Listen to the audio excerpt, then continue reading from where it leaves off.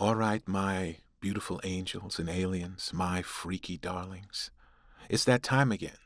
That time to revisit a certain friend, a certain green friend. People always ask me, Terrence, why do you say freaky darlings and beautiful aliens and angels? Well, because you're a beautiful freak, my friend. We're going to continue on. We're going to finish up this little series, review an introspective look at the Immortal Hulk. Now, we covered the basics, but now we're going to smooth things out towards the end. Figure out how good was this comic, how can we apply it to our own lives, and share it with others. And please share, like, subscribe, and share it. I haven't said that enough. I didn't think I had to tell you, but I guess I did. But now, my freaky darlings, my beautiful aliens and angels, we're going to get down to part 3. We come down to the end game. When we think about this series, we're thinking about opening the right door. And in true Immortal Hulk fashion, the final battle is not really about who can punch harder. Well, we know who that is. Because if that were the question, the answer would be obvious. Like I said, we know who that is. The Hulk, please. That man treats mountains like stress balls. No, the real final battle is about identity, memory, forgiveness, trauma, God, the devil, and whether Bruce Banner can finally stop treating himself like a crime scene. The leader's play: steal the monster, but keep the pain. Samuel Stern spends the back half of this series doing what all truly pathetic villains do. He mistakes knowledge for ownership. He studies Gamma, Death, the Below Place, the entire Hulk system, and then he decides, I understand this, therefore it should belong to me. Which is villain logic at its finest. That's like reading one parenting book and then trying to adopt the Batman. Stearns does not simply want to beat the Hulk. He wants to become the master of Hulk's immortality. He wants the green door, the engine, the divine backdoor password. Okay, that just didn't sound right. Moving on. He wants Bruce Banner's curse without Bruce Banner's suffering. And there's the key.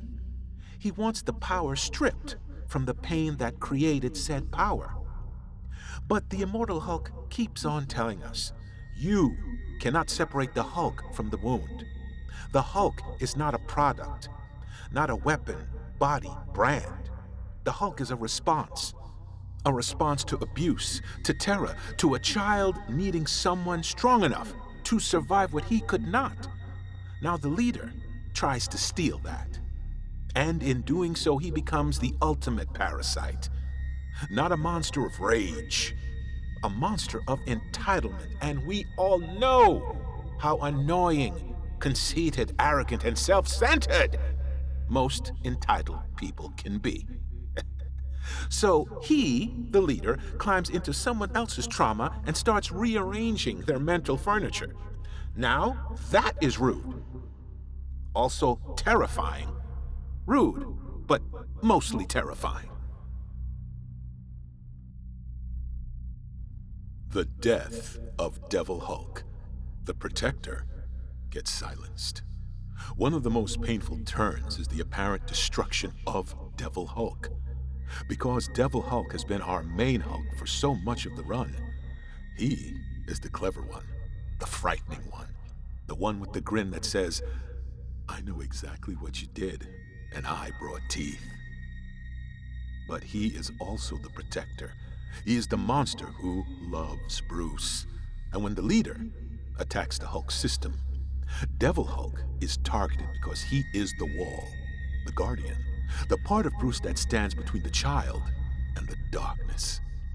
So when Devil Hulk is damaged, trapped, or even silenced, it feels like the house has lost its lock.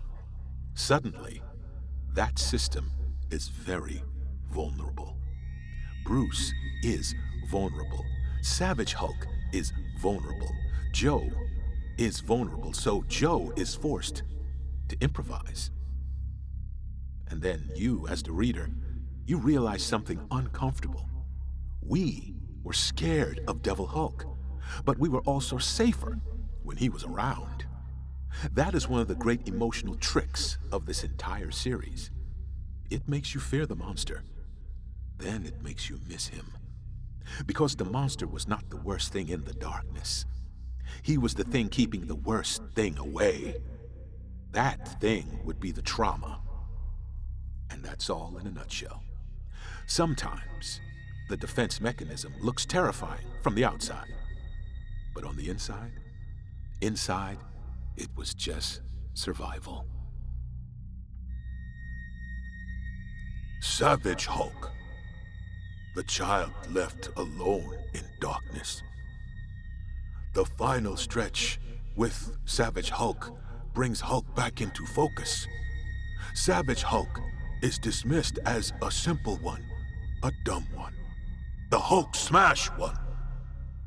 But Immortal Hulk understands him better.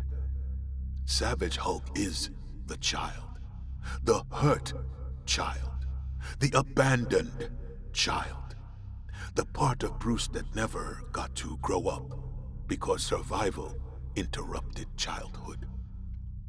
Savage Hulk wants love, safety, friendship. He wants people to stop hurting him. And because he is powerful, people mistake his pain for being stupid. That is one of the cruelest things about the Hulk myth. Everyone sees strength. Few see the child beneath. Savage Hulk is not dangerous. He's not evil. He's dangerous because he is wounded and enormous. That is bad combo. A toddler having a tantrum is hard to deal with. Now, make that toddler radioactive and capable of using tanks as a percussion instrument. Good luck, everyone. But emotionally, Savage Hulk matters because he is the clearest proof that Bruce's trauma not end. It get bigger. Hulk not just rage. He is arrested pain. He is child still screaming in the room where everything went sad and wrong. Now, calm down, everyone. Joe's here. Joe Fixit, the sinner who steps up. Joe Fixit's role in the finale is one of the most satisfying parts of the entire run. Joe, he starts as a hustler, the con man, the selfish survivor. The guy you would absolutely not trust with your wallet, your girlfriend, your casino, or your emergency contact information. But Joe, he starts to grow. He becomes brave. Not saintly, not pure. Let's not get ridiculous. This is Joe Fixit, not Captain America with a cigar. Come on. But he steps up when needed, and that matters. Because the Immortal Hulk is not interested in clean redemption. It is interested in integration.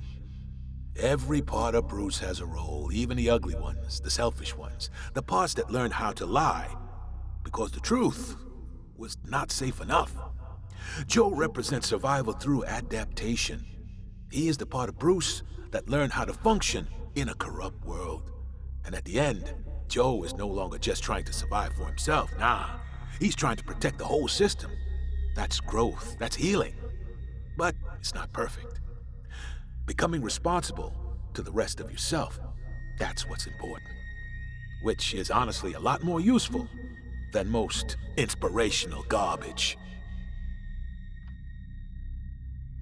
Bruce Banner, please stop trying to murder yourself in increments. Bruce's arc, it comes down to one brutal truth. He has spent his life at war with himself. Not metaphorically, literally. He has treated the Hulk like an invader, a disease, a curse. A thing to be cursed, suppressed, weaponized, bargained with, or buried. But the Immortal Hulk keeps pushing him toward the same revelation, realization. The Hulk is not separate from Bruce. The Hulk is Bruce. Every Hulk, voice, monster, protector, child, king, and con man, all of them are Bruce. And if Bruce wants to heal, he cannot keep trying to kill the parts of himself that carried his pain. He's got to listen, acknowledge, open the right door. Not the green door of death, not the door to the below place, not the door the leader crawled through like a cosmic cockroach. The right door is the one inside himself. The one he locked when he was just a child. The one behind which he left his fear, rage, guilt, and the memory of what Brian Banner, his father, once did. That's the final horror. Not a monster, a memory. Because sometimes the thing we are most afraid of, and the thing that we are most afraid to face, is not a demon from below reality, no. It's the truth that we were hurt, and that we could not stop it. Brian Banner, the father who became a doorway. Brian Banner's presence near the end is essential, because every cosmic horror story in the Immortal Hulk eventually loops back to domestic horror. The one below all is terrifying, the below place horrifying. The end of the universe is mystifying, but the true origin remains a child and his abusive friggin' father. Brian Banner is not just Bruce's dad. He's the shape of Bruce's wound. He is the voice that taught Bruce fear. He is the reason Bruce needed a Hulk. And by connecting Brian to the below place and the one below all, the series makes a devastating point. Cosmic evil does not need to invent cruelty. It uses the cruelty that's already there. The one below all does not have to create Bruce's trauma. No, he'll exploit it. It wears Brian like a shadow. It speaks through that wound. That's why the final confrontation is so powerful. Bruce is not simply fighting a god, no, he is facing the father-shaped hole in his soul. And again, this is where the book is so brilliant. The final boss is not stronger than Hulk. The final boss is older than Hulk. Older emotionally. Because before Bruce feared monsters, he feared his father. That is the thing underneath the thing. The horror beneath the horror. The basement under the basement. Because, of course, this book has a basement under the basement. It's Immortal Hulk. Nobody here believes in zoning laws. The one above all, and the one below all. Two faces, one God, and a very bad family meeting. The ending reveals one of the most important theological ideas of the run. The one below all and the one above all are connected, not simply enemies. Not equal opposites in a clean cosmic chessboard. They are aspects of the same ultimate reality.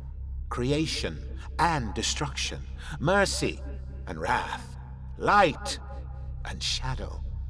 The hand that gives and the hand that takes away. This is huge, because it reframes the entire series. The one below all is not just evil devil monster who wants to end everything. It is the destructive aspect of divinity, severed from love, meaning, and purpose. Destruction without creation, wrath without mercy, endings without renewal. That's what makes it horrifying. Not because destruction exists. Destruction, sadly, is part of life. Cells die, stars explode, bodies decay, systems collapse. Old cells must sometimes be broken, so new cells can live. But destruction without love becomes annihilation. That is the one below all. And the Hulk, in his healthiest form, is not annihilation. He is necessary destruction. He breaks what must be broken. He protects what must be protected. He ends what must end. The difference between monster and angel is not power, it's purpose. And that is the one deepest idea in the entire run. The Hulk is not redeemed by becoming gentle. Please, that's just ridiculous.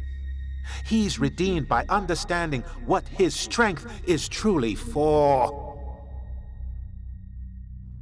I am Hulk. Identity as salvation. The ending's emotional power comes from the acceptance of identity. Not denial, cure, or separation, just acceptance. The Hulk system must recognize itself. Bruce must recognize the Hulks. The Hulks must recognize each other. The war inside Bruce cannot end through domination. It ends through acknowledgement. That is what makes the ending feel earned. Because this whole series has been about wrong doors. The green door, the below place, doors to death, trauma, exploitation, to cosmic annihilation. But the right door is the door to integration. The door to saying, these parts of me are frightening. These parts of me are damaged. These parts of me have hurt people. These parts of me saved me. And all of them are mine. That is not a clean, happy ending. It's better than that. It is honest. Bruce Banner is not cured. The Hulk is not gone. The trauma is not magically erased. But the system is no longer defined only by shame. That right there is healing. Not becoming untouched, normal, or marketable. Healing is when the wound stops being the only author of your story. All right, my darlings, let's just take a look at why the ending actually works. The ending works because it does not betray the horror. It does not suddenly turn the Immortal Hulk into a bright superhero victory lap. There is no neat bow. No, Bruce Banner finally gets peace forever. And no, then the Hulk opened a bakery. Although honestly, I would read that. The Incredible Bulk, artisanal rage muffins. No. The ending gives Bruce and Hulk something more fragile than peace. Possibility. The possibility that destruction can serve life, that rage can protect instead of consume, that the monster is not the enemy, that a broken system can actually become a family.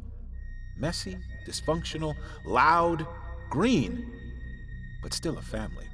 That is a far more meaningful ending than simply killing the bad guy.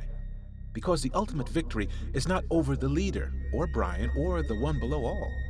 The ultimate victory is refusing to let pain define what the Hulk is for. Now, let's step back and look at the major themes. First up, trauma. The Immortal Hulk may be one of the best superhero explorations of trauma ever published. Not because it says trauma makes you strong. That phrase needs to be thrown into the sun. Trauma does not make you strong. Surviving trauma may reveal strength. Responding to trauma may build strength. But trauma itself? Trauma is damage. Let's not give the knife credit for the scar healing. What the Immortal Hulk does so well is show trauma as fragmentation. Bruce's mind split because it had to. His alters are not random. They are responses to impossible pressure. This is the book's emotional backbone. The Hulk is not just anger. The Hulk is what happens when a child's terror needs a bodyguard. And every transformation is the past returning. Every resurrection is the wound reopening. Every green door is another chance for the buried thing to come back. That is why the horror works. Because the scariest thing in this story is not dying. It's not being allowed to stay dead. Well, right about now, we're going to take a look at body horror. The body horror in The Immortal Hulk is not decorative. It is thematic. Bodies stretch, split, rot, reform, mutate, and betray their owners. Because the body is where truth lives when the mind refuses to speak. Bruce, he can deny his pain. His body cannot. Betty can try to function inside grief. Her body becomes Harpy. Gamma beings die. Their bodies come back wrong. The series treats the body as evidence. Evidence of violence, transformation, and survival. Superhero comics often make bodies aspirational. Perfect muscles, perfect costumes, perfect poses. The Immortal Hulk says, no. Bodies are weird. Bodies are vulnerable. Bodies are haunted meat. And if that phrase made you uncomfortable, congratulations. You've been reading this book quite correctly.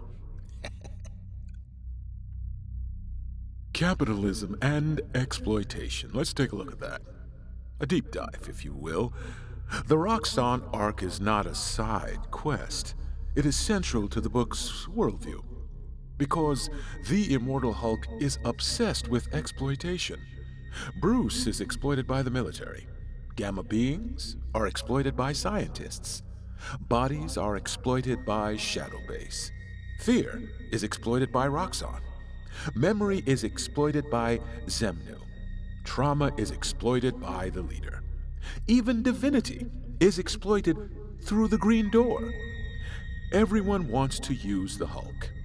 Everyone wants the power without the person. And that is the critique. Systems do not care about suffering unless suffering can be turned into profit, control, or narrative leverage. That is why Hulk's rage feels somewhat political. Not because he gives speeches about policy, because his existence exposes the violence underneath polite society. The Hulk is what happens when the abused person stops being useful and starts being inconvenient. And society hates that. Society loves survivors when they are inspirational, but it gets very nervous when they are angry. Another thematic deep dive that might make some feel a bit uncomfortable is religion and cosmic horror. The religious imagery in The Immortal Hulk is everywhere. There is hell, resurrection, doors, devils, God, wrath, mercy, judgment, creation, destruction. But the series does not use theology as decoration. It uses theology to ask the question, what is the purpose of suffering? What is the purpose of destruction? Can wrath actually be holy? Can a monster be part of divine order? The one below all represents destruction without love. The one above all represents a fuller divinity that includes but is not limited to destruction. That distinction matters, because the Hulk's power can either become annihilation or protection. Same strength, different purpose. That is cosmic horror with emotional logic. The universe is not just big and scary. The universe is intimate and scary. The God monster is not far away in space. It is connected to Bruce's childhood bedroom. That is awful. But it is also brilliant. So now it's time, my freaky darlings. It's time for the final review verdict. The Immortal Hulk is a masterpiece. Not a perfect comic by any means. There are pacing issues here and there. Some arcs breathe better than others. Some readers may find the mythology a little dense. Some may come in expecting superhero action and get theological meat trauma instead. Surprise! Welcome to the world of comics. But as a complete work, it can be astonishing. Al Ewing takes the Hulk's entire history and makes it feel inevitable. Joe Bennett's art, paired with the larger visual team, gives the book its unforgettable grotesque identity. The horror lands, the humor cuts, the continuity matters. The themes deepen the action instead of pausing it. And the whole run understands the Hulk better than almost any modern interpretation. The Hulk's not just anger, pain, protection, survival, or consequence. The Hulk is the child, the father, the devil, the king, the Gone Man, The corpse, the god, the wound, and the door. And Bruce Banner?